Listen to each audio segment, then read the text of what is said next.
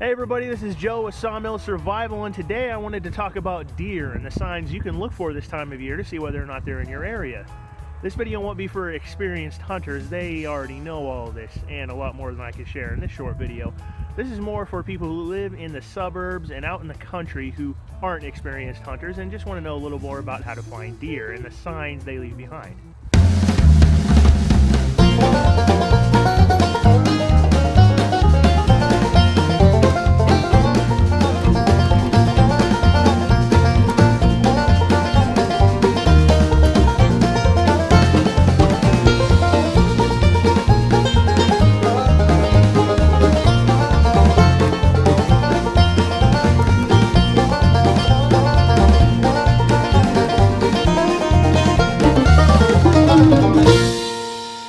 Now the most obvious place to start is to keep your eyes down and on the ground looking for tracks.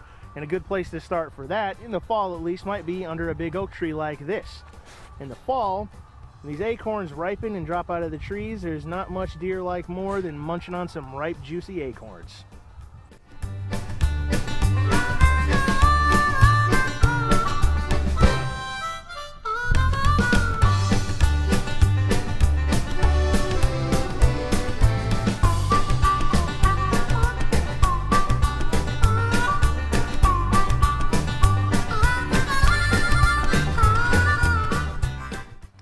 One of my personal favorite pieces of evidence to find are deer rubs like these, when bucks rub their antlers up against saplings or young trees, scraping the bark off and leaving behind a marker. Now, people cite a lot of different reasons why they do this. Some say it's to just rub the velvet from their antlers, others say to mark their territory. And in a way, those are right, but it seems to be mostly to leave a visual marker and to leave their scent behind, specifically to attract deer.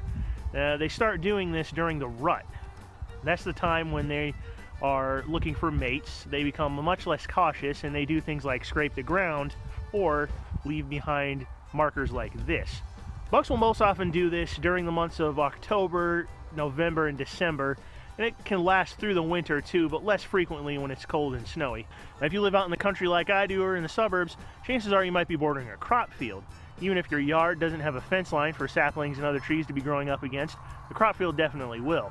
It's a great place to look for saplings, for deer rubs, and other bits of evidence for deers in your area. And if you live by a woodland area, even better.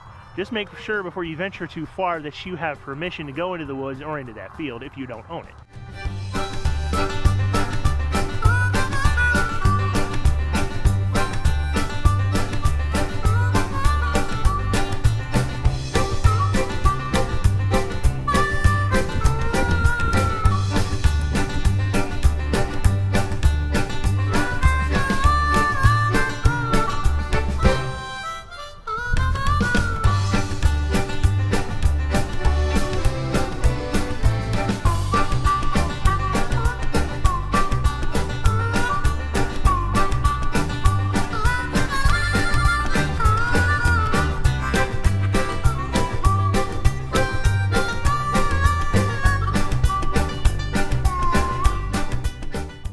Now, I've been looking for tracks this whole trip and I haven't had any luck except now when I just found this one. The reason for that is it's winter. A lot of the ground is still frozen. I did manage to spot this dark patch of dirt. There's a little bit of a muddy area and I found one track. So definitely keep an eye out for darker patches of dirt when you're out walking in wintertime.